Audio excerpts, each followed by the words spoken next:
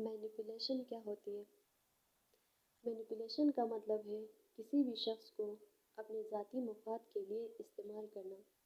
یہ کسی بھی طریقے سے ہو سکتا ہے، چاہے اس کو بلیک میل کر کے ہو سکتا ہے، یا اس کو جو ہے اس کے جذبات کو کنٹرول میں لا کر ہو سکتا ہے، یا اس پہ کوئی تہمت لگا کے، اس پہ کوئی جھوٹ جو ہے اس کو جھوٹ بول کے کسی بھی طرح سے جو ہے کسی بھی شخص کا فائدہ اٹھانا، کسی بھی شخص کو جو ہے اپنے فائدے کے لیے استعمال کرنا مینیپولیشن ہوتا ہے۔ اب کون ایسے لوگ ہوتے ہیں جو یہ کام کرتے ہیں، یا پھر ہم یہ کہہ سکتے ہیں کہ کیسے ہم پہچانیں کہ کوئی شخص مطلب ہم کو مینیپولیٹ کر رہا ہے؟ تو ایسے لوگوں کی کچھ نشانیاں ہوتی ہیں۔ یہ لوگ جو ہے دھوکہ دہی اور جھوٹ سے کام لیتے ہیں۔ یہ لوگ اکثر جھوٹ بولتے ہیں اور حقائق کو توڑ مروڑ کر پیش کرتے ہیں تاکہ دوسروں کو اپنے قابو میں رکھ سکیں۔ یہ لوگ دوسروں میں احساس جرم پیدا کرتے ہیں۔ وہ دوسروں کے دل میں احساس جرم پیدا کرتے ہیں تاکہ ان سے اپنی مرضی کے کام لے سکے۔ مثلاً تم نے میری مدد نہیں کی تو تم اچھے انسان نہیں ہو۔ یہ لوگ ماہرانہ گفتگو کے جو ہے ماہر ہوتے ہیں۔ ان کی باتوں میں ایک عجیب قسم کا اثر ہوتا ہے جو سننے والے کو متاثر کر دیتا ہے۔ یہ لوگ الفاظ کا چناؤ بڑے چالاکی سے کرتے ہیں۔ دوسروں کی کمزوریوں کا فائدہ اٹھانا۔ وہ لوگوں کو نفسیاتی، جذباتی یا سماجی کمزوریوں کا پتہ لگا کر انہیں اپنے فائدے کے لیے استعمال کرتے ہیں۔ ان کے اندر دوسروں کو کنٹرول کرنے کی خواہش ہوتی ہے۔ ایسے لوگ دوسروں پر مکمل کنٹرول حاصل کرنا چاہتے ہیں۔ وہ دوسروں کے فیصلوں اور عمل پر اثر ڈالنے کی کوشش کرتے ہیں۔ یہ لوگ جذباتی بلیک میلنگ بھی کرتے ہیں۔ جذبات کو ہتھیار کے طور پر استعمال کرتے ہیں۔ مثلاً اگر تم نے میری بات نہیں مانی تو میں بہت تکلیف میں آ جاؤں گا۔ یہ لوگ ہمیشہ خود کو معصوم ظاہر کرتے ہیں۔ وہ اپنے آپ کو ہمیشہ مظلوم اور معصوم دکھاتے ہیں، جبکہ اصل میں وہ دوسروں کو نقصان پہنچا رہے ہوتے ہیں۔ یہ لوگ جھوٹے وعدے کرتے ہیں۔ وہ اکثر جھوٹے وعدے کرتے ہیں اور دوسروں کی امیدوں کے ساتھ کھیلتے ہیں۔ اب بات یہاں یہ ہوتی ہے کہ یہ لوگ ایسا کیوں کرتے ہیں؟ کچھ ڈیفرنٹ وجوہات ہو سکتی ہیں کہ یہ لوگ ایسے بن جاتے ہیں یا ایسے کام جو ہے یہ کیوں کرتے ہیں۔ کچھ لوگ ہوتے ہیں جو خود غرضی اور ذاتی مفاد کے لیے یہ کام کرتے ہیں۔ ان کا مقصد صرف اور صرف اپنا فائدہ ہوتا ہے۔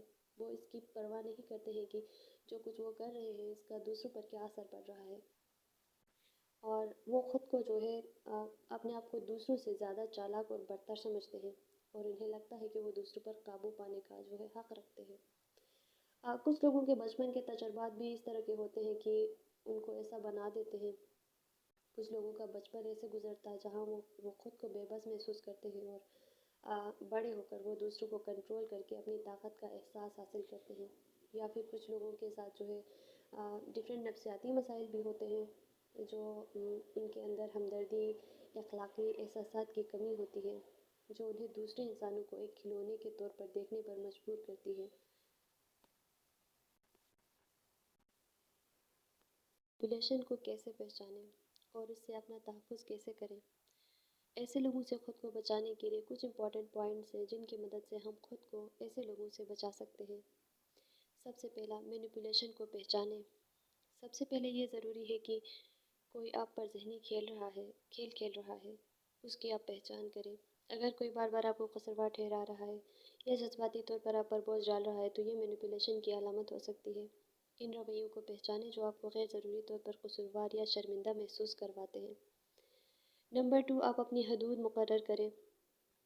آپ کو اپنی ذاتی جگہ اور جذبات کا تحفظ کرنا ضروری ہے۔ اگر کوئی دوست بار بار آپ کی مدد مانگ کر آپ کو پریشان کر رہا ہے، آپ پر دباؤ ڈال رہا ہے، تو آپ کو یہ کہنا سیکھنا ہوگا کہ میں اس وقت آپ کی جو ہے مدد نہیں کر سکتا۔ ہر بار جب کوئی آپ کی حد سے تجاوز کرے، آپ نرم مگر مضبوط لہجے میں جو ہے اپنی بات ان کے سامنے رکھ سکتے ہیں۔ نمبر 3 پوائنٹ، آپ خاموشی کا جو ہے استعمال کر سکتے ہیں۔ خاموشی کی طاقت کا جو ہے آپ استعمال کر سکتے ہیں۔ کبھی کبھار بحث میں پڑنے کے بجائے خاموش رہنا بہترین جواب ہوتا ہے۔ مثال کے طور پر اگر کوئی آپ کو چڑھانے یا جذباتی طور پر مشتعل کرنے کی کوشش کر رہا ہے تو جواب نہ دینا ان کی طاقت کو ختم کر سکتا ہے۔ ان کی باتوں کو سنیں لیکن رد عمل دینے سے گریز کریں، اس طرح وہ اپنی کوشش میں ناکام ہو جائیں گے۔ 4 پوائنٹ، آپ جذباتی کنٹرول رکھیں۔ مینیپولیٹو لوگ اکثر آپ کے جذبات کو قابو میں لانے کی کوشش کرتے ہیں۔ اگر کوئی آپ کو بار بار غصہ دلانے یا پریشان کرنے کی کوشش کر رہا ہے تو پرسکون رہنا بہت ضروری ہے۔ گہری سانسیں لیں خود کو پرسکون کریں اور یاد رکھیں کہ آپ کے جذبات آپ کے قابو میں ہیں، نہ کہ ان کے۔ آپ 5 پوائنٹ یہ ہے کہ سوالات کے ذریعے جو ہے آپ اپنا دفاع کر سکتے ہیں۔ سوالات ان کے ارادوں کو ظاہر کر سکتے ہیں۔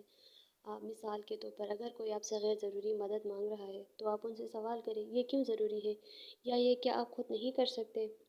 سوالات انہیں سوچنے پر مجبور کریں گے اور ان کی مینیپولیشن کا جو ہے پردہ فاش ہو جائے گا۔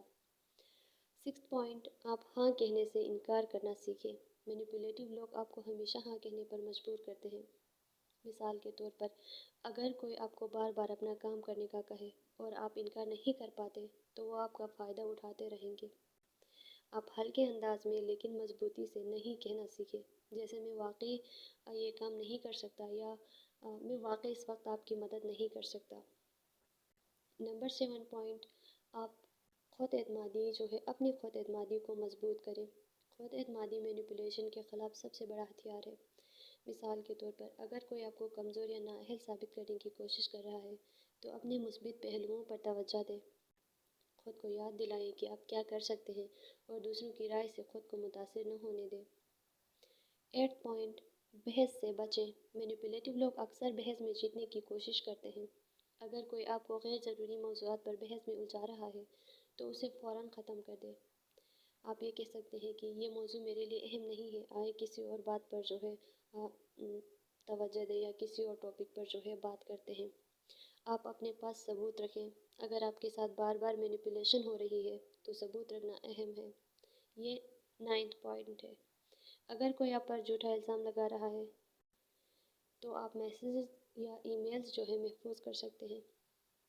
آپ ان ثبوتوں کو اپنی حمایت میں استعمال کر سکتے ہیں، خاص طور پر پیشہ ورانہ ماحول میں۔ اور 10 پوائنٹ جو ہے، آپ پیشہ ورانہ مدد لیں۔ اگر کسی کی مینیپولیشن آپ کی ذہنی صحت پر اثر ڈال رہی ہے تو ماہرین سے مدد لینا بہت ضروری ہے۔ اگر آپ مسلسل دباؤ اور الجھن کا شکار ہیں تو آپ ایک تھیراپسٹ یا کاؤنسلر سے رجوع کر سکتے ہیں۔ وہ آپ کو ان سب مسائل سے بچنے میں مدد فراہم کریں گے۔